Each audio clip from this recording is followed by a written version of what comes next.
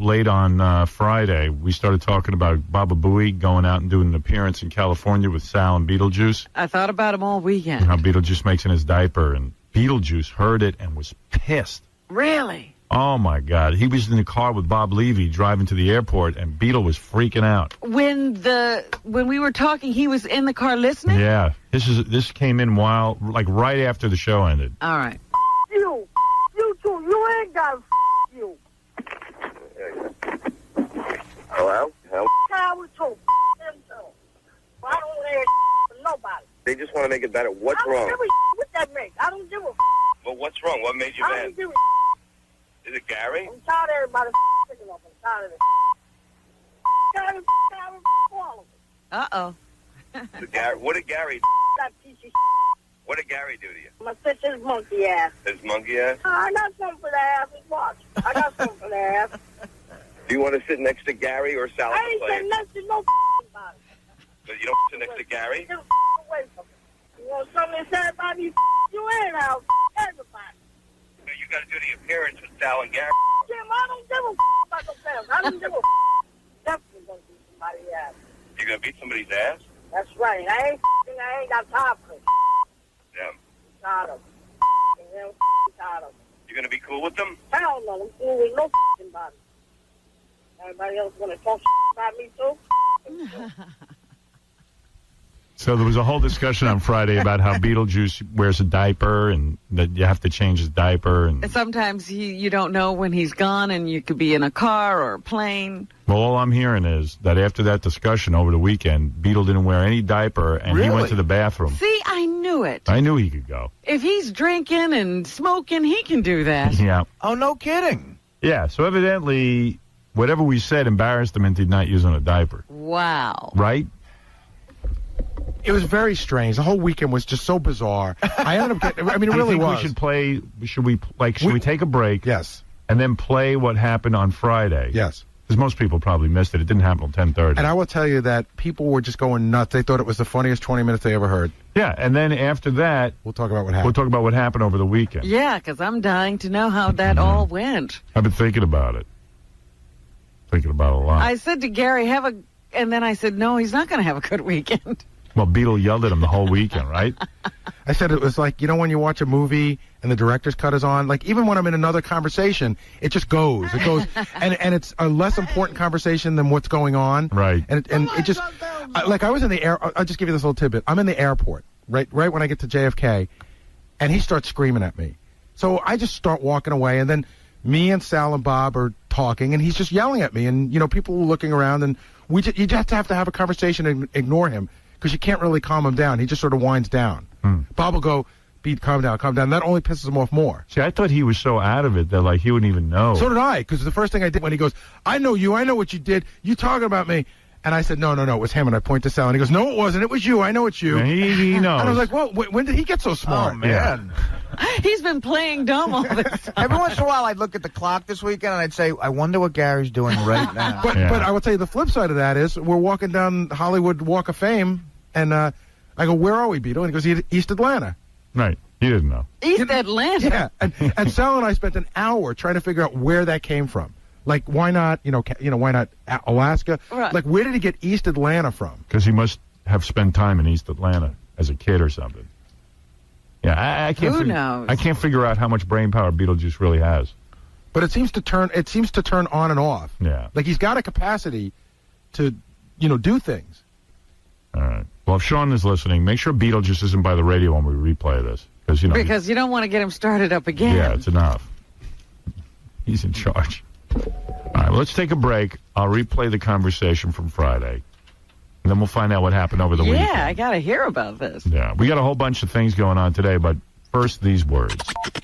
When you thought it couldn't get any stranger. Underdog Woman! Another thing, I only bring it up because a lot of fans have written in and mentioned that they saw you on the Stern show. I didn't know. I had never heard of or seen his show before they asked me to be on it. I did not know that he was such a vulgar television host. You might consider him the King Midas of smut.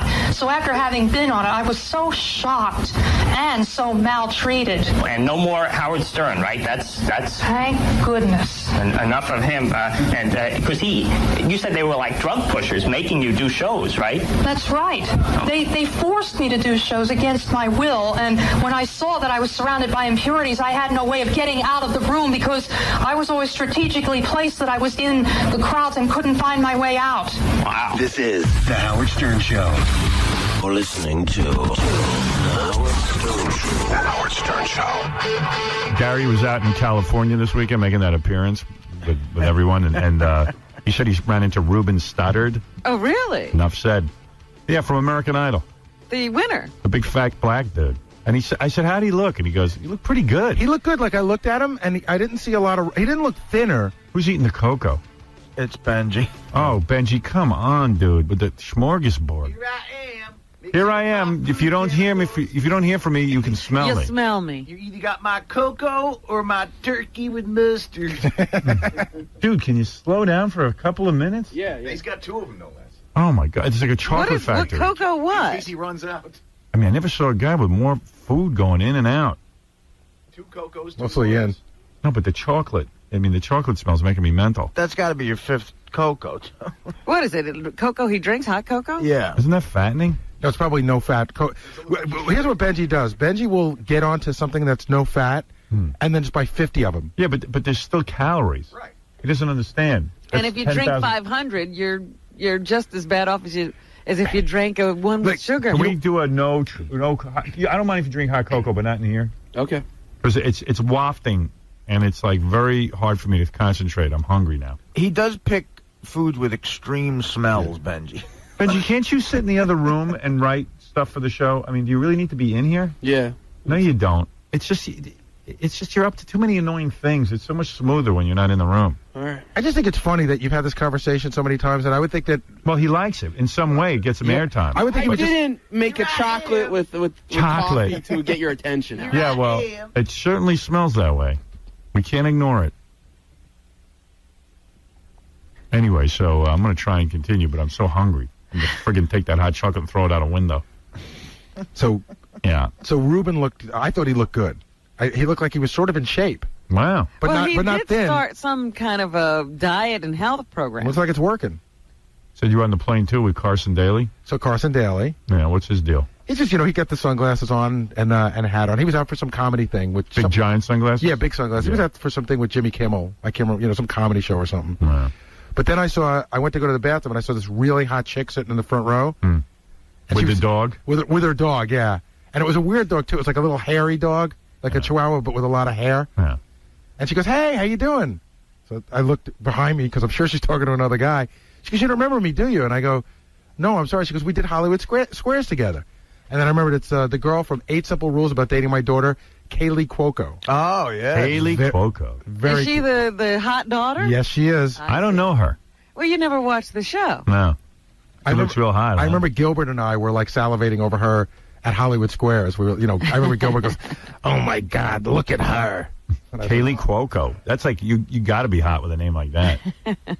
I watched the show when Spade took over a couple times, and I think she's smoking. She that is. chick. Yeah. And then so when I got home, the first thing I did was I went to IMDb to see how old she was, because in my mind I thought, oh, she sort of likes me, and I found out she'll be 20 in November. Oh, really? Yeah. Well, she was with her mom. She was the teenage daughter. I'd do her. She looks older on the show. Yeah, she looks older.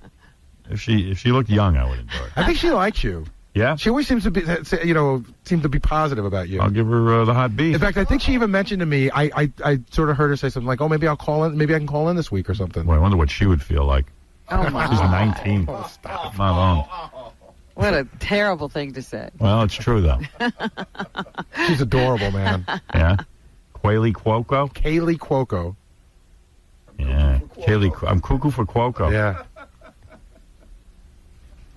Gary, talk about Beetlejuice. Can I give you a 10-second setup, Howard? And then on Monday I'll tell you what happened. Right. The thing that I'm upset about is that I'm in a car with Beetlejuice for like over 300 miles this weekend. There's a whole bunch of places we have to go, and I found out that Beetlejuice wears a diaper, and he goes in his pants, and he doesn't tell you when he went. So I said, I don't know if I really want to spend 2 hours in a car with a guy that Goes in his pants. Right.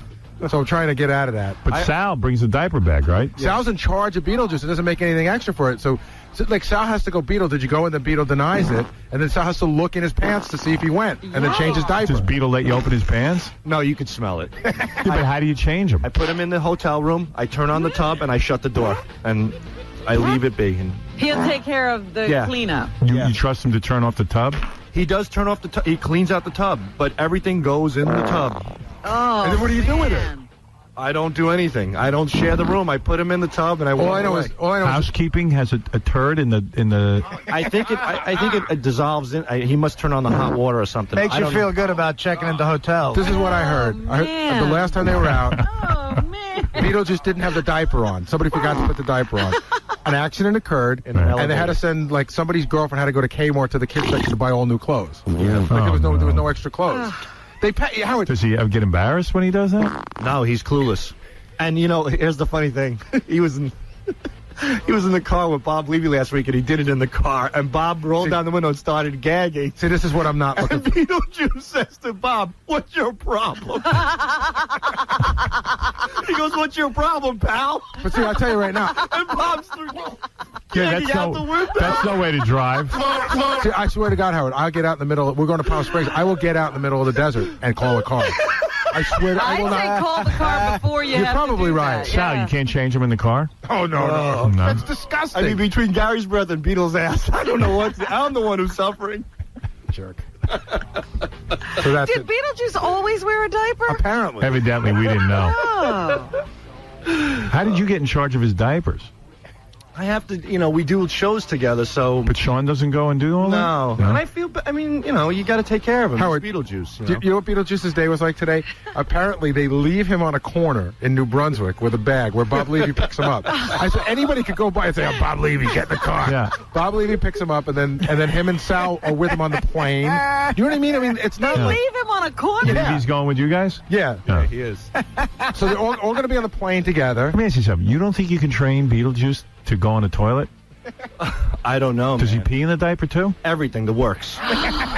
Wow. Dude, it's like being next to a walking porta potty. Wow. Like an outhouse. And it must reek. I mean, that's That's an adult. I said, even my child has, like at 3 or 2, my child has the ability to tell me that See, he I went. just think he's being lazy. I think maybe he was never taught. Yeah, he could be taught.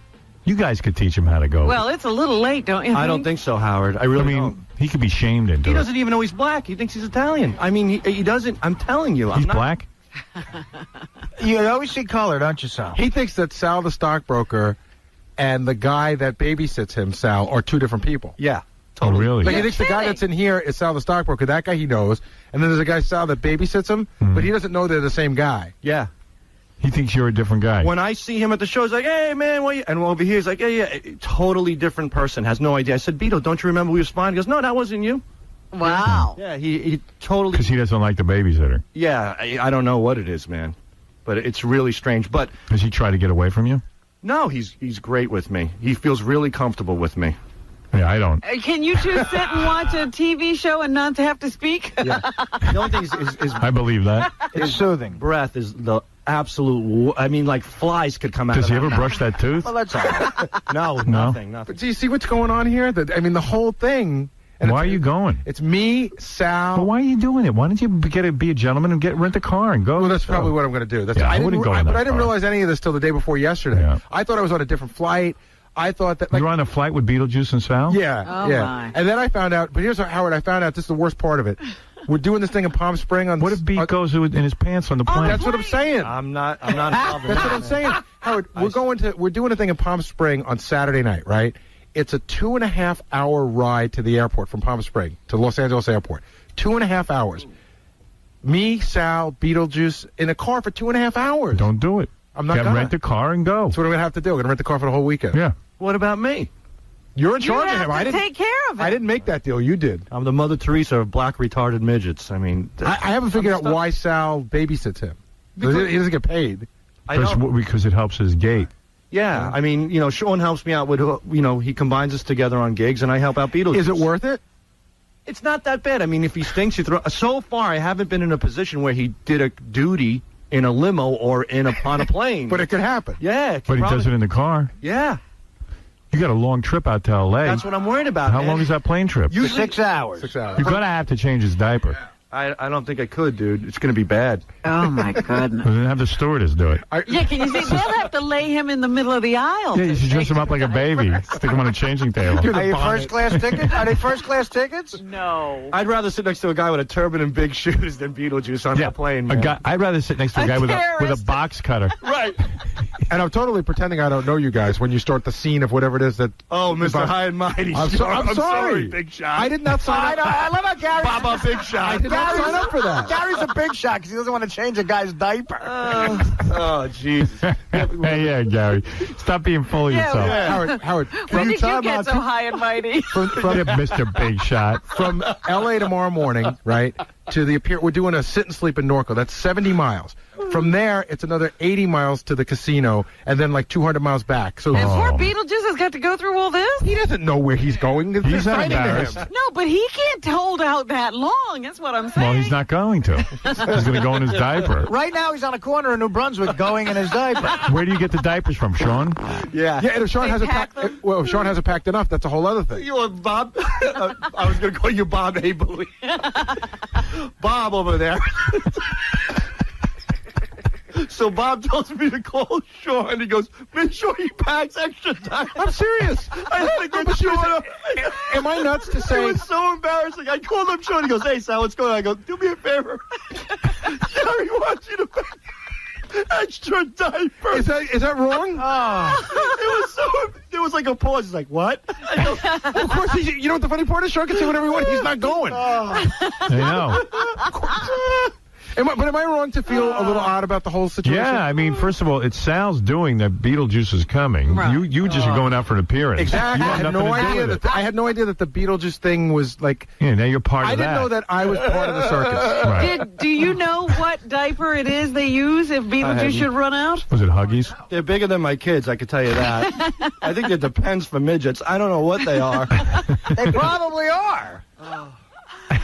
But when he... I mean, Beetlejuice is a midget. He's not a baby. High Pitch was in the car behind us. He wasn't even in the You car. said it was High Pitch? Yeah. And High Pitch was in the car behind you? Behind us in Boston. Levy's throwing up out the window. I'm renting a car. But you know what? I said, what am I thinking? I'm renting a car. Of course you are. Who would be in a car with that? That's crazy. Are you going to sit in the back with Beetlejuice? At one point, this is the other thing. South Lake said, I'm being Mr. High and Mighty. I said, well, you got to put Beetlejuice in front. Forget about even the going in your pants. Forget if that doesn't even happen. You know, he gets on these jags where he doesn't even know who I am, and then he what is he doing here? Starts yelling at me, you know, telling me to go F myself, and I'm like, I could be in a car for hours getting yelled at by him. What am I going to do? The trip is going to cost you $600. Oh, man. Oh, what a nightmare. Oh yeah, that's a punchline to the whole thing. I just got my tax returns yesterday. I'm working for free this weekend. It's all going to my taxes. Oh, yeah. You know what I mean? So, I know. So like, I was all excited about doing this, and Now it's for nothing. it's for Beetlejuice now. Yeah. I don't know, but that's really bad. I mean, I didn't realize he was diaper trained. I got to tell you, I didn't know any of this till about a week ago. how many diapers does he go through a day? Do you know? I have no clue. I mean, you don't check him. I mean, because he could be wet. He might not have. No, I would Why never don't you guys touch just sit him on a toilet every 2 hours like a dog? He must be full of seriously. He You know must what I mean? Like you take your dog for a walk. Yeah. Yeah. Or give him a litter box. Oh, God. Seriously. He must be full of rashes. Because if you go in your diaper and you And don't you change sit it, there, you sit yeah. there. You And get it's an adult. these gross rashes and stuff. Yeah, can you imagine? Do you have to put the Desitin ointment on? I mean, again, I don't want to get too graphic, but how does he, like, you say you just stick him in a bathroom? Yeah. And he can clean himself and get new clothes But what do you on. think he does? Yeah, I'm sure it's not a great job. What happens to the diaper? That's what I think happens. I think that he was in a situation where he took the bath and forgot to put the diaper on. and he Yeah, but what does he do with the dirty diaper? Yeah. He I don't go in there, Howard. You hear? I turn on the what does the hotel say? I Oh, don't my know. goodness. And he goes and no. We go in the non-smoking rooms. As soon as he gets in, he lights up. As soon as he walks in, he's got. He can smoke. He can learn to go to the bathroom. in his pants and he's. Well, I do that. I go into a non-smoking room. You know what? There should be a law. Smoke. If you can't go into a toilet, You can't you can't smoke. But Howard, he can get a cigarette out of a pack and work a lighter or matches. Certainly he can figure out how to go to the Of bathroom. course he could. He's addicted to nicotine. He's lazy. Yeah, they just don't make him go to the bathroom. You know what? Tell him he'll get a cigarette after he sits on the toilet and goes to the bathroom. Yeah, no more diapers for him. Well, we'll say no cigarettes until you go in the toilet. There you go. That's right. That's it, Sal. Start taking the initiative. And if you miss your diaper, you don't get Yeah. the cigarette. You don't get to eat. I'll cut off your oxygen if you're making your pants again. How's that? And how about asking for another $50 for doing it? Daddy understands. Oh, man. It's bad. Man. That's all this weekend. Were you guys appearing? I might go. Tonight we're in L.A. Tomorrow afternoon we're at the Sit and Sleep in Norco. And then we're at the Morongo The Casino? Morongo Casino tomorrow. Because when he does those appearances, a lot of times he's in costume. He ain't wearing a diaper. No, he's in a diaper, dude.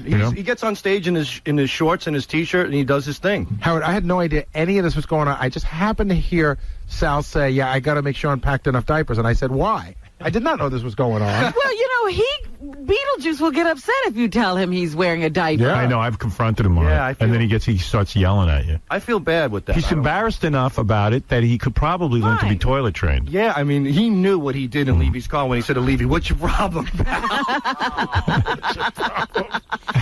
My favorite is after our trip to Vegas last year, Levy called my answering machine with Beetlejuice, and Beetlejuice got on and said, "Hey, Artie, you're a mess." Yeah, you're in for some weekend. And then Jim Florentine's with us, and Jim's always pulling pranks, and he's farting next to Beetlejuice. We went to Wendy's. I had no idea that this was going to be like this. Yeah. What are you going to do with the appearance? You have no routine. No, I got a routine now. Oh, yeah? Bob Levy wrote me some jokes. Give me a joke. I don't remember. I haven't looked them over yet. How many minutes do you do? Like 2 minutes, 2 or 3 minutes. But the guy got something. And, I paid Bob, and, he wrote you me- did? Yeah. I would be unfair to just take free jokes. Wow. What is the lineup this week? It's me, Sal, Jim Florentine. Bob Levy, and Beetlejuice. So And you're going to walk out on stage and do 2 minutes? Yeah. You got to tape that. It might 2 minutes? What'd you pay him for 2 minutes? That's 2 jokes. No, he wrote me like I don't know, 10 Okay, jokes. I'm Gary, and There's a couple jokes about Sal. It's me got to and be Sal. maybe 5 minutes then. Well, you Hey, got someone it. told me in Vegas, Beetlejuice went to the bathroom on the stage. That's what I heard. When we were there, yeah. He did. No, wasn't- we talked Yeah, about that's what that. I'm talking about in Vegas. We talked about that. Yeah. What are you going to do on that flight today if Beetlejuice goes in his diaper? I don't know, man. Like the first hour I in. might just go to the bathroom and sit in the bathroom. It's Are you going to sit next to him?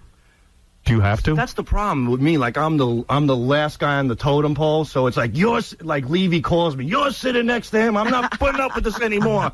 I had to drive this guy and puke out the. So I'm like, I say okay. I mean, what am I going to do?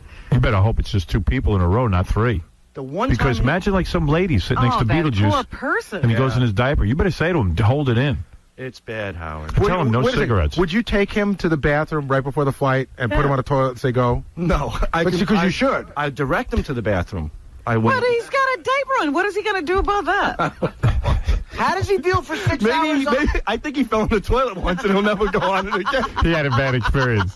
How does he deal 6 hours on a plane without a cigarette? I don't know, but it's so funny. Non-smoking's everywhere. Beetle just lights up. He puts on American Bandstand. Like he can read.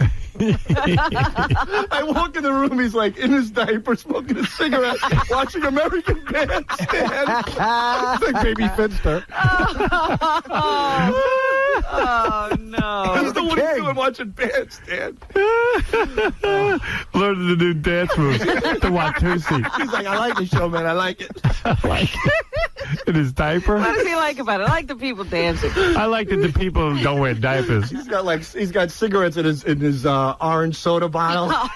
That's his ashtray. Jeez, Aren't you guys afraid he's going to burn down the hotel? That's what I think. Me too. I have thought about that, but he's pretty good. So wait a second. What are the sleeping arrangements? He sleeps in his room. His own room. Yeah. And you guys just shut the door. Next door. But wait a second. You guys put him in a room, and you trust that he won't get up in the middle of the night and walk out, that he won't burn down a room, right? And anything else. He goes in the room. He turns on the heat to 100. Oh, Christ. He takes off his clothes to his diaper. He lights up a cigarette. Oh, and the bottle with the cigarettes in is right next to the no smoking thing. And he puts on American Bandstand. He's going to burn something out. And then when it's showtime, I knock. When it's time for the big show, I knock on his door. Oh, God. And I say, Beat, you got 10 minutes. Get in a clean diaper. That's exactly what happens.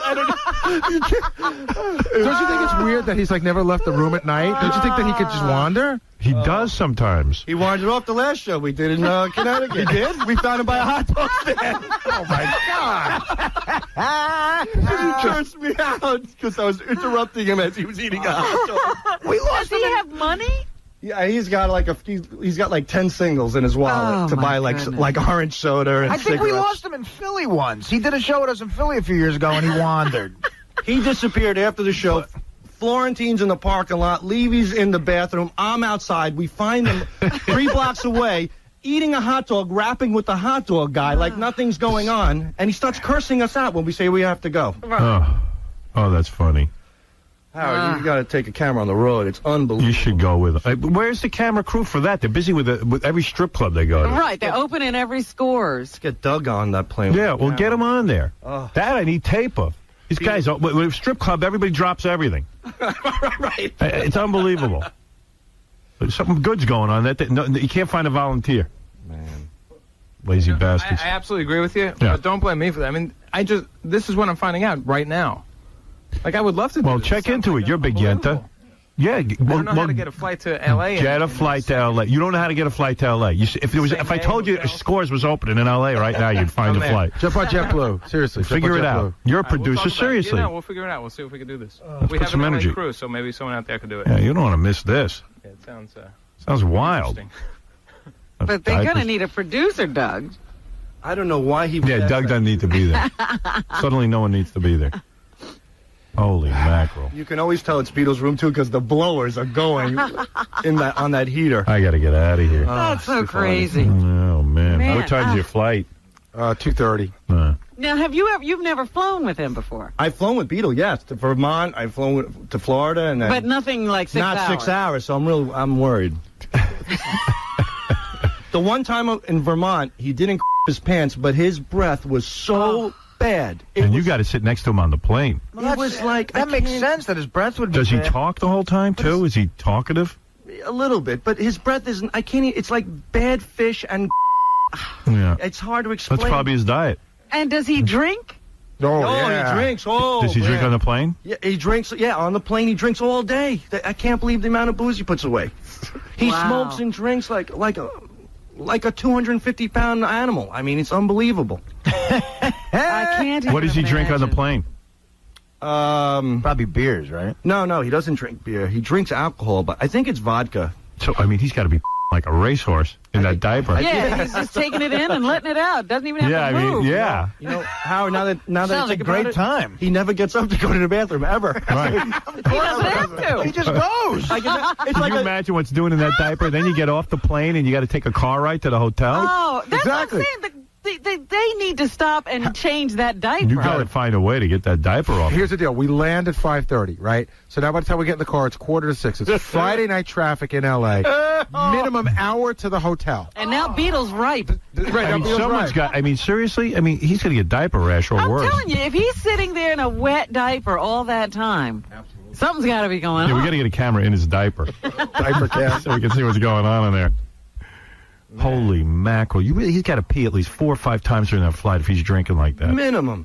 And then he's maybe moving his bowels at some point. He gets so relaxed, you just go. We got to go. We got to get tickets.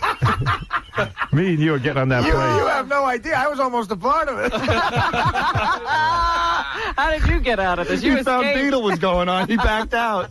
Did you? I'll go by myself. Book me on Gary, my you're own. really bumming out. I am. I just didn't know. I mean, it started I feel out, for Gary. It started out with Artie's doing a comedy show in April. Can you go? And I said, yeah. Then it started out, well, Artie's not available, but can you go? And I'm like, yeah. Then it started out, we'll get an appearance during the day. It's right near the casino, but it turns out it's like 80 miles from the casino. Right. Then it's like, well, hey, Friday night we can get you another gig, but I didn't realize we were in L.A. I didn't realize how far it was to Palm Springs. But I don't even mind the travel, just when you throw the Beetlejuice thing, and it's weird. Yeah. It's bad. Oh, that's going to be something. Can't wait till Monday. See, but you guys are all pretending like he's not going to the bathroom on the plane. He's going. He's going. And Yeah, you got to come up with a plan. I mean, it's going to be. See, here's the thing that I haven't understood. All week I've been sort of, uptight about this.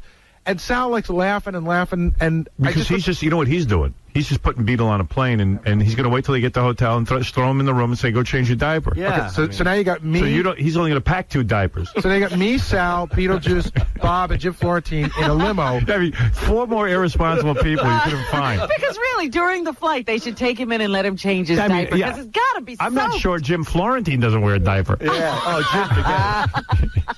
Oh, and Jim has no sympathy. He'll just fart. Right. Like he'll add to the stench and laugh. He'll just fart. I mean, Jim will go up to No, but there's not one responsible guy there who's going to go, you know what? Beetle's probably uncomfortable. We got to And you look into wonder this. why Beetle gets lost. But Jim's in the airport. He'll go up to the sweetest old lady, go, where's Terminal B12? And as she's replying, you hear, Well, I don't know. It isn't funny when Jim does. No, it's Beetlejuice. Beetlejuice is funny. All right. Well, so I'll see you on Monday, and I'll tell you all about it. Yeah, I can't wait. So does this mean Gary gets to sit next to Beetle if we're taping this? No. Yes. All right. No. Yeah, I got to tell you right now. Call me a jerk. I negotiated a better deal. I'm flying in business class. I got Ambien, and I'm passing out. But I know that I'm gonna wake up in the middle of the flight. I know there's gonna be a commotion. Right. Do you know what I mean? I just know that there's gonna be a commotion, and There it's gonna have be been these times guys. that Beetle has not made it. Yeah. He's been thrown off planes. Maybe I'll get him drunk before the flight. Gary, you should be a good sport, man. Just sit next to Beetle. It'll be funny. But no. What's a good sport? I didn't sign up to be his handler. Whatever you want to call Somebody's it. got to handle you. Bring in the organ grinder. I love Beetlejuice. I think he's a funny guy. But it doesn't mean I have to spend the next 72 hours with him. Day and night. Funny. Beetlejuice called. He didn't want to be in the same car with Gary. You know what? A chimpanzee would be easier. Because, a chimpanzee, you could just change the diaper. You know what? But I'll tell you something. My cousin had a monkey, Yeah. and the monkey used to wear a diaper. But the monkey also can't tell you when the Right, but you diaper's could full. at least, you could change the monkey. So you change the monkey's diaper every 4 or 5 Beetlejuice hours. gets belligerent if you try to change his diaper. Right. Because all you want to do is just have him pull it off, throw it in the garbage somewhere, and put on a new diaper. I just don't want to be on that plane under any circumstances. So could you all please alert me whenever and wherever you're You going? got it. Yeah, please. An Amber Alert. Yeah, we do not want to be alert. with you. Oh, man. What are you getting paid? Not much, but it helps. I need it. Yeah. It helps. It definitely helps right now. So I got to do what I got to do. All right. And he's happy. He's happy with us. I'm happy without any money. He's the best. This is Beetle is as bad as can. He knows he's the best. Wow. He's big and It he's was just as funny listening to it back. Oh, yeah. He knows he's better and he knows he's dead. I can't wait to hear what happened once they hit L.A. And he knows what Or just getting on the plane. Yeah. Yeah, once they hit the airport. I got to take a break for... Hey, what's with bleeping the word crap and pee? What's going on? There were bleeps in there I couldn't understand. I said bathroom once. Room got bleeped. Yeah, bathroom. I can't wait to get out of here and just go back to doing what we do. Believe it or not, every word they bleep is funny. Like at one point I threw in the word excrement or something. Or, I don't know what, or feces. That's what I put in, Okay. feces. And they bleep that? Because I know it gets a laugh. They bleeped feces. Yeah, every reference to that. Yeah. Done. Regardless of whether or not it's offensive. Hey, Pete, what's up? Hey, how's it going? Hi. Yeah, I saw Beetlejuice in the Hamptons a couple of years ago, and he was... Take it easy, my friend. All right, I had to bleep him off. F word doesn't fly here. If excrement doesn't fly here, you If know. bathroom doesn't get the right. The F word definitely doesn't get through. All right, let me take a break, and then I'll ask Gary and Sal to come in, and we'll find out what happened over the weekend with Beetlejuice and the appearance, and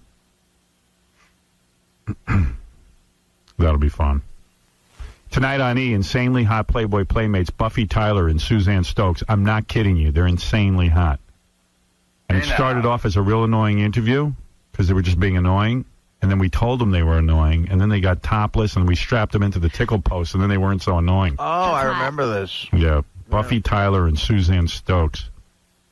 Tonight on E. You'll love it. That's hot. Yeah. Let me take a break and then because I'm dying to find out what happened. Yeah, this is like the other part of the story we're dying to hear. Yeah. All right. Here's Fred Durst talking about his relationship with Britney Spears. See, that's the reason I ask these questions. I need to substantiate the story so we can prove her wrong. I'll tell you right now. Go ahead. Girl is a liar. Oh. She's a liar. For sure. She's a liar. 1,000%. I believe you. Strike me dead right now. I don't think you need to lie about Poontang. Man, it's unbelievable it's gotten to this point. It's like, that's enough already. You know, whatever happened for a reason, and I did what I did. I believe everything happens for a reason. I have to face the Piper, you know what I mean? But that's the way it goes, and that's what happened. And it's just like, she's just too immature and too... I don't know what she's so worried about, man. The Howard Stern Show. Love blossoms like a flower on The Howard Stern Show. The show is ruined today now. You're such a jerk. Hey, Gary, watch yourself carefully, Bal. Do you know what? I can't wait to see you out on the street. He's fired. That's it. He's fired. He's fired. He just called me a jerk. You're fired, Gary. You're fired. You are fired. I want him out of here. Pack your bags and you're fired. Go find a job. Get out of here. I'll do it. Get out. Get out before I blow my mind. Good times. I just want to get to the bottom of this L.A. trip with Beetlejuice. So what happened? Give it to me the best way you can. And Doug, you went out and covered this actually, didn't you? Yeah, it was a challenging weekend. Why? Exhausting.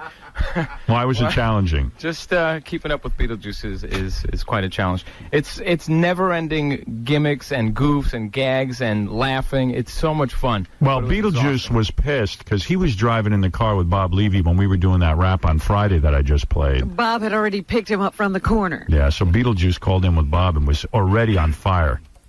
You too. You ain't got you. Hello? Howard too. Him too. I don't let for nobody. They just want to make it better. What's I wrong? don't give a what that makes. I don't give a Well, what's wrong? What made you I mad? don't give a Is it Gary? I'm tired of everybody picking up. I'm tired of it. Tired of all of them. So Gary, what did Gary? That piece of What did Gary do to you? my sister's monkey ass. This monkey ass? I got something for that ass. Just watch. I got something for that ass. Do you want to sit next to Gary or Sal? I ain't sitting next to no body. But you don't sit next to Gary? Get away from me. You want something to say about me? You ain't out. Everybody. No, you got to do the appearance with Sal and Gary. Jim, I don't give a about the fans. I don't give a definitely gonna beat somebody's ass. You're going to beat somebody's ass? That's right. I ain't got time for it. Damn. I'm tired of it. I'm tired of it. You going to be cool with them? Hell no. I'm cool with no body. Everybody else want to talk about me too? Wow. Oh, man. Was Bob driving with one hand and got the... Yeah. He's pretty good. He's ambidextrous. Like he's moving that telephone around. So tell me everything that happened. As soon as I get to the airport on Friday and Beetlejuice sees me, he starts yelling at me. More of that. See, I'm hearing that for the first time. So Were you laughing the whole time, Sal? It was the best. He's yelling at Gary. I told half the story. He's like, "Hey, Dave, how you doing?" Yeah, he thinks Sal is Dave. He thinks I'm Dave or Jim. And who's Dave? I don't know. Dave's the guy that handles Beetlejuice. Wow. Sal is the guy he's angry with. Wow. If he could have found Sal, he would have yelled Yeah, at he him. says, when I get to the studio, I'm going to take care of Sal. And he's yelling at Gary the whole time. So Howard, at one point, we're walking towards the plane, and I'm a good 30 yards in front of Beetlejuice because who wants to hear this crap? And you can hear him. It cuts right through the airport. Right. We get over to the gate. God. The plane's delayed an hour. Now we're hanging at TGI Fridays, having nachos or whatever. And I watch, like, Beetlejuice, like, he wanders around. But at one point, like, right off the bat, they go, "Where's Beat?" Was he yelling at you the whole time? No, like, he stopped yelling for a little while. Then we turn around and we realize it's quiet. Where's Beat? Gary's eating nachos. So his fingers are full of cheese and salsa, and Gary's just nodding, and Beetle's cursing at him the whole time. So then Gary orders a glass of water, and Beat goes, "You want me to pick that up for you?" Like, he offered to pay for his water. Right. So it was so strange. So we go, "Where's Beetlejuice?" He's gone. Right. So Sal goes, now it's already, I'm involved already. You go that way, I'll go this way. He comes out of the bathroom. Beetle comes out of the bathroom like, "Hey, how you doing, man?" Like, nothing. But he was gone. Like, he could have just walked right out onto Queens Boulevard. Nobody would have known. So then back to waiting for the plane. And then But Sal doesn't stress like I have to keep my eye on him. Nobody stresses. I was stressing more than any of them. See, that's why I couldn't go. I swear to God. That's why he can say, "I'll take care of Beetlejuice," because he's really not going to be that involved. It's no bother. Yeah. I love when he disappears. Howard, there was a great moment this weekend where I forget what it was, but at one point Sal put his hand on my shoulder and he goes, "All right, listen, we got to get a plan. Here's our plan." And he goes, "Oh, wait a minute. You're not involved. You don't need to be part of the plan." I go, "Exactly." Why not get one of those leashes for Beetlejuice? Talked about that. Bob talked about that. Like a leash? Yep. Like they do on little kids. Right, exactly. But Beetle wouldn't go for that. No? You asked? I think Bob said they tried it once. How'd that asking go? You just put it on him. Yeah, how about just putting it on him? You don't ask your dog if he has to wear a leash. You just put it on him. But my question is, when did he ditch the diaper? Oh yeah, what happened with that? So all right, so keep going. You're at the airport. So now we're waiting to get on the plane, and then Beetlejuice is like, was he wearing a diaper? I don't know. All right. That Beetlejuice is liking me, and then all of a sudden he's not liking me again. So it's more yelling, just yelling. Now I'm trying to have a conversation with Sal. That they're going, "Okay, plane number 128 is going to go." I'm trying to listen to everything, and I hear mother, screaming. And the weird thing is that. And does everyone in the airport know what's going on? Well, yeah, and the weird thing is that we have already now ignored him. Right. So people are staring at us, not paying attention to him. And this is just getting on the plane. We haven't gotten on the plane yet. Yeah. Are you miserable? It was weird because I actually felt sort of bad that he understood what we were talking about, but it just didn't end. Right. It just didn't. I mean, he doesn't stop. Did he say to you, "I don't wear a diaper"? I don't wear a diaper. Who the hell are you to talk about me? You guys are crazy. You're lucky I don't kick your ass. At one point, he's at TGI Fridays. I just walked away, and I hear, I'm 30 yards away. I'm here. "I'm going to F you up, man." If he had thrown a punch at you, would you have fought back? No. What would you do? I would hold the hand and just stop him. You figure you could catch the punch and just take it. Step on him. By the way, I have never seen a human eat as much as Beetlejuice eats. Yeah. It is a non-stop eating frenzy. I know. I noticed that about him too. He likes to eat a lot. He buys food non-stop. He eats, and when he's done eating, he eats more. And what does he eat? Like bad food? Anything. Yeah. Yeah, mostly bad food. He bought like one of those gross hot dogs at a stand in the airport, Doritos, That's candy. pretty thin for a guy. Yeah, he doesn't gain weight. I mean, Howard, he just eats. We stopped at like an In-N-Out burger in L.A. He had a whole bunch of food, but every time I turned around, he was eating. Is he farting up a storm? Well, all I could think of, what goes in must come out. Yeah. So then we got on the plane, and I went to the front, and I fell asleep, and I didn't hear a thing during Did the you flight. sit next to him on the plane, Sal? I sat next to a lady who he was supposed to sit next to. I couldn't let. She was such a sweet lady, and she saw a beetle, and her eyes almost popped out of her head, and she sunk into her chair, and she looked at me like I had to throw her a raft or something, Right, a life like, preserver, save me. yeah. And I saw the look of fear in her face. I go, "Beetle, you sit there." So I sat him next to some guy, and this poor guy was reading a book. And he was just reading a book, looking down. He never looked up. He refused to look at Beetlejuice. And as soon as Beetlejuice sat down, he started rapping with this guy. He's like, "Hey, man, how you been? What's going on?" Blah, blah, blah. Couldn't understand one word. The guy took the book and put it over his face. And he held it there for the whole flight. But, now Beetle ate a whole bunch of food and had drinks and stuff before he got on the plane. Yeah. Did he get up and go to the bathroom a lot? Yeah, well, I said, "Beat, let's go to the bathroom." He's like, "All right, Jim, let's go." So we go to the bathroom. Right. Jim, Dave, Yeah. what is your name? I don't know. So we get into the bathroom, and there's a few, and Beetle's like, "Hey, go in that one, Jim. Go in that stall." I go, "No, Beetle, you go in that stall. This is about Beetle." He's like, "No," and he goes, "I'm okay." I go, "No, go ahead." So I have to kind of coach him and make him Wait, feel this is on the comfortable. plane, sir? No, this is in the no. Oh, in an airport? Yeah. Oh, what before. about on the plane, though? No, on the plane, no. Did he get up and go at all? Nope. And he didn't have a And he problem. didn't have a diaper? No, I don't know if he did. I think no, he had a diaper on the plane because then when we got to the hotel, He had to. He Yeah. did. So after that, so Howard, wear a diaper. The L.A. station got me a car, right, for the weekend, but not one from the airport. And Beetle must have been smelling on the plane. How do you let a guy sit next to him, man? That's not fair. What You should have traded seats. But it was the lady. I had to sit next to the lady. Why? You should have let the guy and the lady sit next to each other, and you and Beetlejuice sit together. You're a stockbroker. You can't do that math. Yeah, I can't. It never occurred to him. Right. But you know what's he funny? just Like didn't wanna Gary's like, he's taking all this crap, and as soon as we get on the plane, he puts his hand on my shoulder, goes, "Hey Sal, you're going that way, and I'm going that way." He's got this big smile on his face. Imagine I broke Sal's balls for a moment.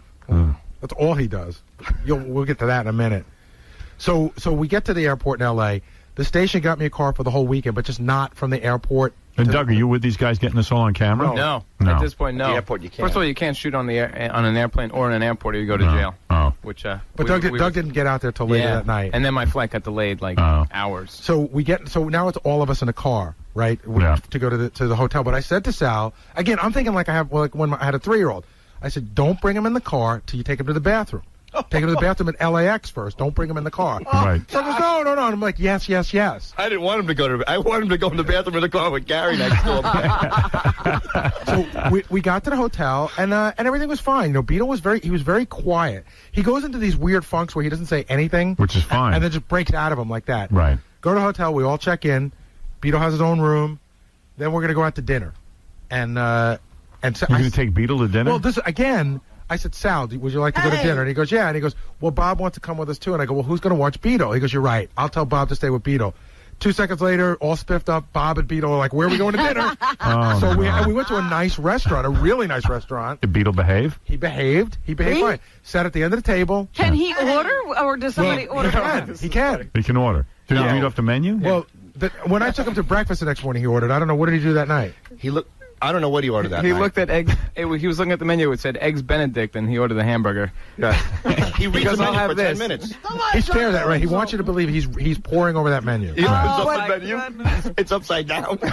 And did he order a hamburger? Yeah, but he was pointing at Eggs Benedict. He said, I'll have this. It said Eggs Benedict hamburger, cheeseburger. But that was a breakfast or dinner? What did dinner? Dinner. I think they had a cheeseburger at a fancy restaurant. No. See, you get confused. These guys are talking about breakfast. Yeah, no, dinner. What he do? At the fancy restaurant, I think that somebody ordered for him. We ordered a lot of stuff, but whatever it was, Howard, he was so quiet, you didn't even know he was at the table. Wow. I mean, the only thing that you knew, it was weird because every once in a while you looked down the table, there's Beetlejuice. Right. But he was very quiet. We go into our gig that night. And he ate whatever you ordered for him. Yeah, he was fine. Right. We go into our gig that night. I'm going to tell you, Sal did one of the weirdest things I've ever seen in my life. Do people at the restaurant stare at Beetlejuice? Yes. Now, and does Beetle order a drink at a restaurant? He drinks nonstop, too. So he drinks, beers all the time, just pounding them down. Right. So we go to do this appearance. It's like a meet and greet. 40 listeners get to hang out with me and Sal. Was Beetlejuice there? He was there with the girl who puked. She sucked on his... This girl was there. She was drinking. So she goes, Beetlejuice, and she gives him a hug. I go, hey, give Beetlejuice a kiss. So she's like a little reluctant. 4 drinks later, she's sucking on his tongue. Oh. Wow. Was she hot? Yes. No. Yes. Hot. Sal's one of those... He should really be Sal the instigator. Well, it's okay. But a hot chick is sucking face with Beetlejuice? Yeah. And Howard. Uh-oh, wait, Beat's on the phone. Hey, Beat. Beetle. Everybody look at him and say, hey, I got to get away from breast lips. Hey, Beat, it's Howard. Yeah. How was the appearance? Yeah. I hear you, Howard. Oh, okay, good. Everything go okay with the appearance? Yeah. Yeah, I heard you were mad at Gary. Yeah, I was. Yeah, he started in with that diaper His stuff. big lips talking about me. Look at him. Look who's he talking to. Right, yeah. I know what you mean. But you were wearing a diaper, right? Me? Do I look like I'm wearing a diaper? No.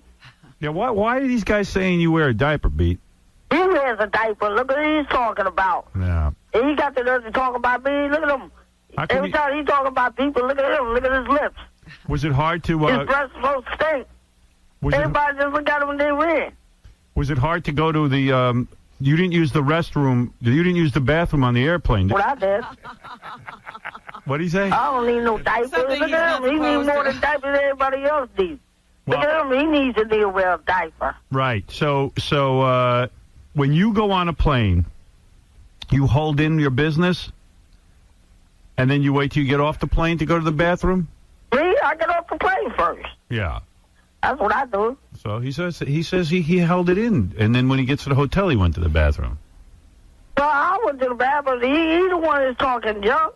Wait a minute, Sal. Did you have to do your usual routine? Take him to the room, turn on the tub, and Yep. I don't need nobody to turn on the tub. I turn on the tub myself. But I ain't no little cat.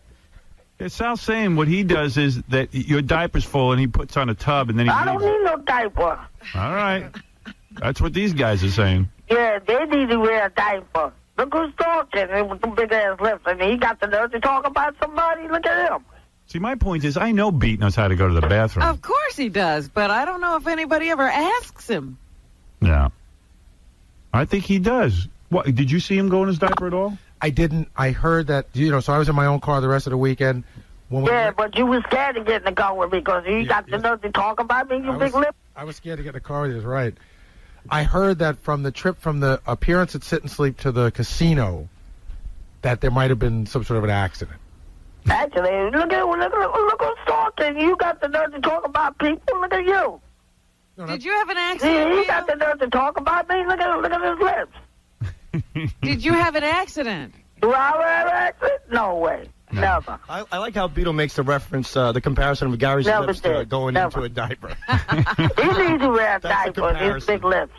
All right. Hey, Beat, thanks for calling in.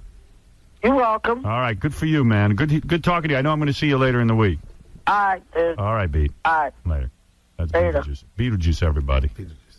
So, I don't get it. So he clearly had a diaper on the plane, Sal, right? Right, he had a to. diaper on the plane. So He never when- got up. He when even said was- just I now. would never wear a diaper. He's supposed to be out of his mind. Pete, you just said you did a number 1 on the plane. You never got Oh, out of look your who's chair. talking. He needs a diaper for number 2. So what is he saying? All right. Well, yeah, so go ahead. So we get to the hotel, and I turn on the tub. I go, Beat, just do your thing. Oh, so you did all that? Yes. Yeah. Oh, okay. But because of what happened on Friday, now he's not participating. You know, Oh, really? Yeah. He's getting Well, I out of look my like I'm room, shut participating. up the Look at tub. him. I don't need any help, and I don't need no help. Right. What I think I ain't no little kid. Look at him. He's a kid himself. So what Listen, do no you bad say? Beat. If you make it your pants, so you get in the tub and you wash it off. That's all. Hey, No big I deal. wash myself up every day. I don't know what is he talking about. Anybody can have an accident. Yeah. Robin had an accident in California, And Mexican. I got in the tub. Sal turned on the water, got in the tub. Yeah, Robin had an accident. A lot of people have an accident. A lot of people does. Right. So they ain't got nothing to do with me. All right, Beat. All right, hey, I got to go. I'll see you later. All right. All right, take it easy, Beat. Yeah, take it easy. And go to Beetlejuice's website, too, by the way. JollyDwarf.com. JollyDwarf.com, yeah. Yeah. All right, so then he's yelling at me and cursing at me. He's like, I'm not putting on no diaper, ain't no kid, F Gary. He's going crazy on Gary, and he storms out of the hotel room, and he leaves the hotel. Wait, I got tape of Beetle yelling about his diaper. Want to hear it? yeah. You too. You ain't. Wait, that ain't the right one. Hold on. I got it here now. Yeah, but we got to clean up, Pete. What was I cleaning up for? You okay? Yeah, I'm okay. All right, because Gary says, if you go with... Gary and everybody else. All right. So you all cleaned up? I'm cleaned up. This is when you're taking him to dinner? No, this is in the hotel room. I'm getting it because Gary doesn't want to go out with him unless he's cleaned up. I mean, the guy hasn't gone to the bathroom all day. So All right. we're in the hotel room, and I'm trying to get the tub going. I'm trying to get him going. Everybody keep saying I'm cleaning up. No, we just want to... Everybody think I'm a kid now? I ain't no kid. No, it ain't... Just like everybody else. I ain't no kid. Well, Gary's afraid that you're going to in your diaper, and if you do that, he's I going don't to... wear no diapers. I don't wear no diapers. I don't look like no baby. I ain't no kid. Do I look like I wear diapers? Drop it. I don't need no diapers. Oh, my God. There's no amount of money worth it. So then he storms out of the hotel. He goes out in the lobby. He tries to take off. We have to stop him. So what do you do now? Now he's not wearing a diaper, and you took him to dinner? Yeah. And he didn't wash? He went back to his hotel, and I think he shut the door, and he washed himself up by All right. himself. He had to have. So what does he have? Does he have regular underwear in his suitcase as well? Well, I tried to look in his bag for the diapers, but he busted me. Because we were really worried. We got back in the limousine, and I go into the bag to see the diapers. And I don't know how it happened, but Beetle got out of the car, and he totally busted me looking for his diapers. He flipped out again. What's this? Beetle doesn't know where he is? Oh, that's great. Was We took him out Saturday morning. We were walking him down Hollywood Boulevard to look at the star, the Walk of Fame. Yeah. Just ask him where he was, and he said, I don't know. How do you feel, Beat? Yeah, I feel pretty great, man. Now, as you know, Beetle, we're in Hollywood, California. What state are we in? I really don't know about this, man. Really. If you had to guess, what state would you say we're in? I don't know. Really, I don't know nothing about this, man. Let me give you a multiple choice. New Jersey, California, or Florida? It could be Florida. All right, so he doesn't know where he is. No, never. So I took him to breakfast, and Howard, he ordered. Like, he sat down. I mean, he looks at the menu. He can't read it, but he knew he wanted a hamburger. And he didn't cause any commotion. Like, people weren't even looking at him that weird. Wow. You know, he ordered. Then we left, and we went to the first appearance. So now, me and Sal and Beetlejuice are sitting at this table in a mattress store. Right. And Sal starts at me immediately. I'm signing pictures, and Sal's drawing pictures of me. Right? I'm talking about, like, a head on a horse with big teeth. And I thought to myself, well, certainly he'll get bored with this after the first 3 or 4. Howard, you get to this thing, and all you see is these 250-pound gorillas with no teeth and goatees and chain wallets, and I didn't even want to look up. I go, man, it was like night of 500 Brian Phalins, you know? Sal was, like, sort of embarrassed to be there. Why? He's like, how do you handle I wasn't embarrassed. His whole thing was like, well, what's going to go on here? I go, what's going to go on here is everyone's going to come and make fun of you. People feel when they wait online it's their right to insult you. Right. And it's like, oh, my God. So I figured, let me play it safe. I'm just going to look down and draw as many pictures of see. Gary as I possibly can. Sit and sleep crowd ragging on Sal.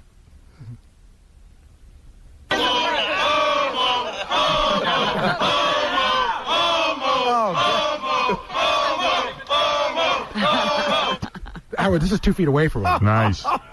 Literally 2 feet away from him. Oh, my God. Beetle reads stars on Walk of Fame. What's that? Well, these stars with the celebrity names on them. So the first one said Jerry Lewis, and you'll see what Beetle was trying to read the names on the stars. He didn't know what that star said. Here's another star. I never heard of it. I never did, dude. I never been in. I never did, dude.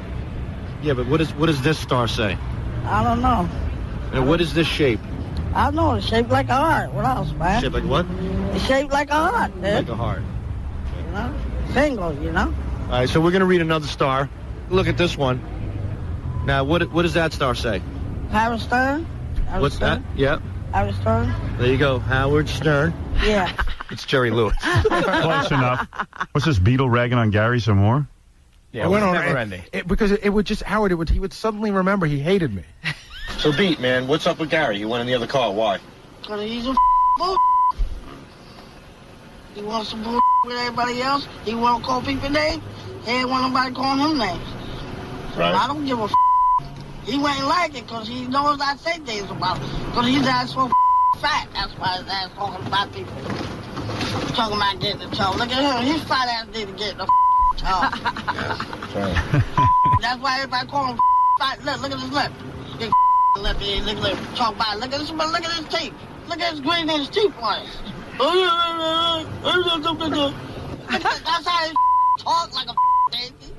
Was that me? Was Beetlejuice just imitating me? Yeah. There. You did a good job. Limo Mike, you're on the air. Hey, Howard. This is funny. I dropped him off that morning at Bob Levy's, the apartment, and he was bad. Usually I have time to stop at a hotel, hose him down, get the bottle of Fantastic out, but he was the worst I ever. I called Bob. I said, Bob, it's the worst. He goes, you're kidding me. I said, no. But what do you think it is? Does he have a load in his pants?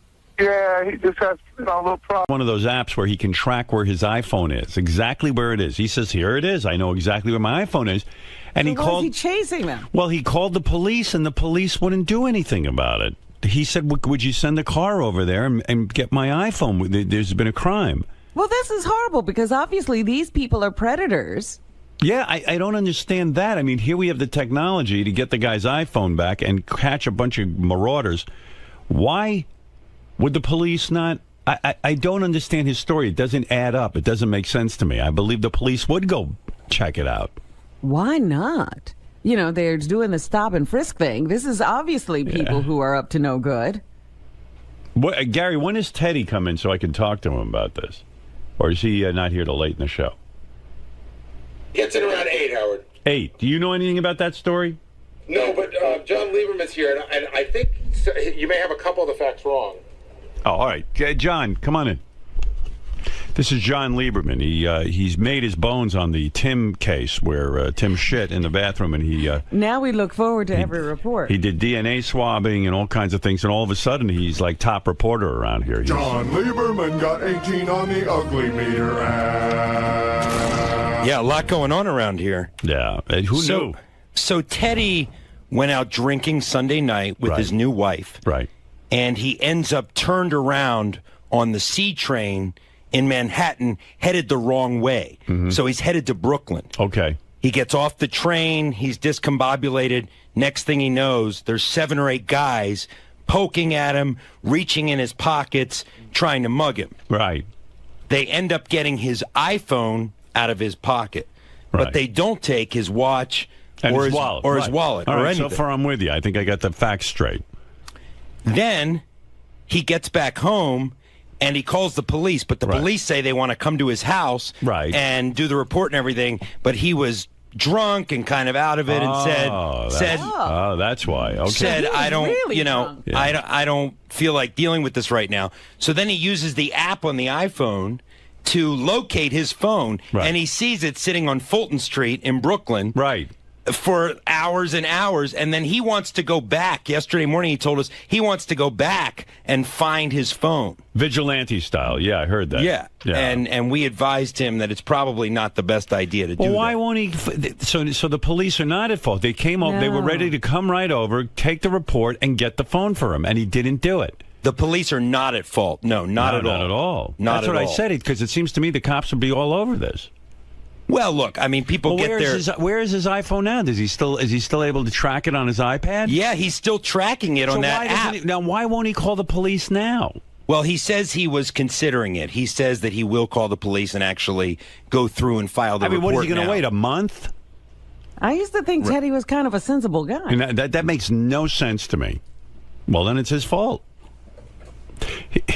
He'd rather go out on his own and try and tackle these guys and get killed. Yeah. Yeah, I mean, he was saying back there yesterday, that he wanted to go and... Why don't you as a reporter go see who the guys are and interview the guys who took his phone? Well, people on Twitter were like, go out and live tweet finding Teddy's phone on Fulton Street in Brooklyn. Yeah, so... Do we know where Teddy's phone is right now? We know exactly where it is. Yeah, we know Crazy. exactly. We know approximately the block it's on in Fulton Street. It's sitting in some guy's apartment blinking. Hey, while I got you here, yes, I mean that story makes no sense to me. I don't understand it. I don't understand why he's not calling the police. But can you imagine being that drunk? No, I that mean you can't even call the police. You can't get involved. How drunk are people getting? Also, what is he that? did. The interesting thing is he did call the police, but once he found out it wasn't going to be a snap your finger process, I mean, they had to come out, write a report, and everything like that. And he just said, "You know what? I'm going to bed. I'll deal with it in the morning." And then in the morning, he didn't deal with it. He still hasn't dealt with it. That's just odd to me. That's a fascinating man. I would like to interview him about that. Well, I would also. I mean, was his wife with him?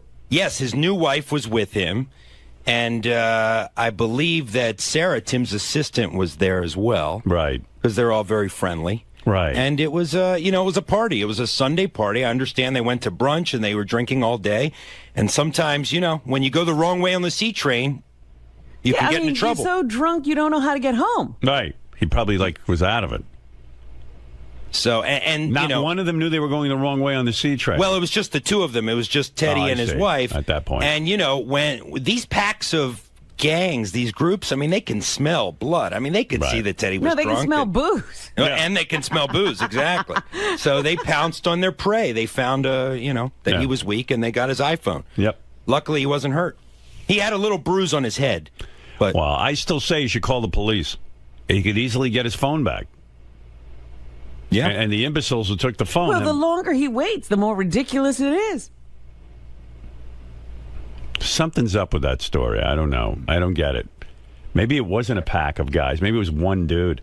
And one little dude, and Teddy's afraid to say that he couldn't defend himself. Why wouldn't you call the police for your phone? It's a $700 phone. Teddy says he actually ran after the guys after they took his phone. Yeah. He ran after them, and one of the guys said, "Dude, just go home." Right. Almost like, Right. Don't. No, that what are was you good doing? advice. Yeah, you're gonna get your ass kicked. Yeah, the thugs were giving Teddy advice in his inebriated They felt state. bad for him. Yeah, Right. yeah. I think they felt so bad for him. That's why they didn't take his wallet or his watch. Well, yeah, that doesn't make sense to me either.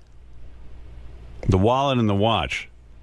But all right, I want to hear from him. But you bring him to me at some point. We'll give him a grilling. And I believe you covering the story when he goes to the police and being part of the chase down with the police. You would be terrific go on the that ride. beat. Oh yeah, we'll be there. You'll be on the We'll ride. be there for all of it. All right, real good. Okay, keep me posted. Oh, while I got you here, let me ask you another thing. Sure. Did you do the toe fungus Gary report? I did not. That was a Lisa G. That's her beat. Lisa Gary's G. toe fungus. Gary's toes or Lisa's beat. Yeah, I got to tell you, because I was so curious when I heard that story, because Gary was at my house over the weekend. And, of course, he goes in my pool. And I noticed his toes looked absolutely horrible. He's got his fungus back. He had laser treatment. I thought he had gotten rid of it, and it was like one of the toenails was like almost sticking up, like in a weird way, and look rotting. But on the report, it said that he put on some sort of cover-up thing that makes his toes look normal, but they look nothing like normal. What is he putting on his toes? There's some sort of medicine, and the medicine is administered by a thing you put over the nail, and when you put it on the nail, it makes your toe look normal. Why doesn't he get rid of this fungus? When you were at my house, was that before you put this new cover-up on your nail? That is true. There's before. Oh, man. But I I have never to- saw I have to anything tell you- nastier or gnarlier than that toe. I think it's funny because they probably were. I've been at your house 3-4 summers in a row. This is the healthiest I've ever been. It's only It's the one toe. One toe, and But oh my God, Gary, that toe has some fucking look. I mean, it is. You cannot. What does it look like? It looks like, to me, I looked quickly because I didn't want to bum out. We were having a good time, and I didn't want to concentrate. But the whole time Gary's in my pool, I'm like, I hope that shit doesn't spread to me. It doesn't. Mary and I had a long discussion. Mary's like, you've had this for like 7 years now, right? And she's like, we use the same shower and everything, and you don't. I don't think. I mean, it can spread that way, but I think I got it from I don't know, like sweat in the socks or running. That's what the podiatrist said. It's unbearable to look at. And Gary's toe, it's the big toe. I don't know which foot it's on. Both. The big. So it's the one toe on each foot? That's right. I looked at one. I went, oh! I looked away, and then because I was talking to Gary, we had a good time, right, Gary? And the big toe. And then it looks almost like the nail is lifting off the foot and it's sticking almost straight up in the air. It's weird. Yeah, I think you must have glanced and seen that, but that's not what it looks like. What does it look like? It's just discolored. You want to show? No, but doesn't it stick? It's no, like all it's not. it's not super thick. No, it's not any longer. I keep them trimmed. It's not any longer. It's not sticking up. It's just It's discolored. not bubbly. Should we see it? It's Well, like, now you would know because now it's been. I have this weird process where it's cosmetically covered up. it's cosmetically covered up, but the cosmetic stuff that they use is also has medicine in it that's treating it. Oh. I mean, could you imagine what this is? They've been treating this thing for years. It can't be killed. I've had friends who have had this I've had friends who have had it for 10, 15 years. It won't stop. I've had the laser treatment 3 times, which got rid of everything but the one toe. But the one toe. Why is this toe so? I don't know, Robin. You're a nurse. Tell me. It's a mess. You never saw anything like it. And you're saying it looks normal now with this thing on it? It looks more normal. In other words, if you stared at it, you could tell that there's something going on. But if you glanced at it, I guarantee you, Gary's nail is thicker than a normal nail. It's bubbly, like almost like it's. Well, you can't tell now it's covered. Well, you think the cover is good? I bet you the cover's bad. Remember, he thought his teeth looked good. His teeth used to be good, and they were terrible. I mean, my God. It's not bubbly. It's just discolored. It's yellow. I think it's more than discolored. I think it looks. It again. It looks rotting. I will tell you that they were in the best shape they've ever been in. I hear that, but the one. But I'm saying you've seen them 3 years in a row and you didn't seem to notice. I understand. I noticed. Don't worry. Notice like this. But this one, this looked scared you. This looked like from Mars. This isn't even the worst. This isn't even the worst case I've ever seen. Like mine are mild compared to others. First of all, the bottom of each of the toe is healthy. It's just the top part. It's like half the nail. By the way, why can I have a discussion with you about this, but Ronnie can't have a discussion about anything? I don't know. I just find Ronnie, he's such a good guy, but he's something in the way he grew up or something. He's immediately combative. I think he must have been picked on or something. And you know what I was thinking yesterday, too, that he doesn't understand the term defensive because every time you say, Ronnie, why are you being so defensive? He goes, I'm not defense. I said good morning to him out there, and he grunted. Right. He grunted like a Neanderthal or something. Yeah. I mean, he's very upset. You can't even say good morning to the guy anymore. Nah, he's He was. I got to tell you. Yesterday we spoke to him on a wrap-up show. Hey, John and I got off the wrap-up show. It was the first time where we just, John and I, we sort of recap. Right. And we were like, I think we felt sorry for him. He seemed very defeated. He's a confused guy. And he seemed very upset, and he seemed really shaken in a sad kind of way. Well, he thinks everyone's out to get him, but he's paranoid. His button is when anybody says anything about his lifestyle, like when Scott DePace questioned the going out with strippers, when the psychology guy questioned the swinger lifestyle, that's his Achilles heel. When anybody questions the way he's decided to live his life, that seems like he just explodes. And Howard, and at dinner last night, Lucas was here for the wrap-up show yesterday, so he saw a lot of what went on with Ronnie. Right. And at dinner last night, Lucas was really upset in the sense that what he doesn't know the show, so what he got was that there was a guy that came to the wrap-up show, Ronnie, who he's met before, who seemed very sad, who seemed like he was going to quit his job because he was so upset about the way you talk about him. And Lucas was like, is Ronnie going to leave? Is he going to quit? Because he just seemed so upset, and it was very upsetting to him. Ronnie upset Lucas. Well, not there on you purpose. Go. You upset Lucas. I didn't do that. What? What do I have? Who are you to me? I don't have to fucking say hello to you in the morning. I didn't say you have to say hello. Well, I see you out there, and I say good morning. And I said, And a normal person can just say good morning like everybody else out there. Fucking open your ears. You did grunt. I said, yeah. You were down tweeting. I don't you go. have to fucking talk to you. Who the fuck are you? Put your goddamn jacket on. You don't have to talk to me. Put your You're right. jacket on. Were you really bummed out on the wrap-up show, or were you just putting you know what? Give me a fucking break with you and being all over my case, First of all, let me bringing explain these something. fucking douchebags in here to fucking rip my asshole apart. Do you think? You know first what? of all, I don't really care anymore. You do what you want. But can I say something though? My defense. Be my guest. Okay.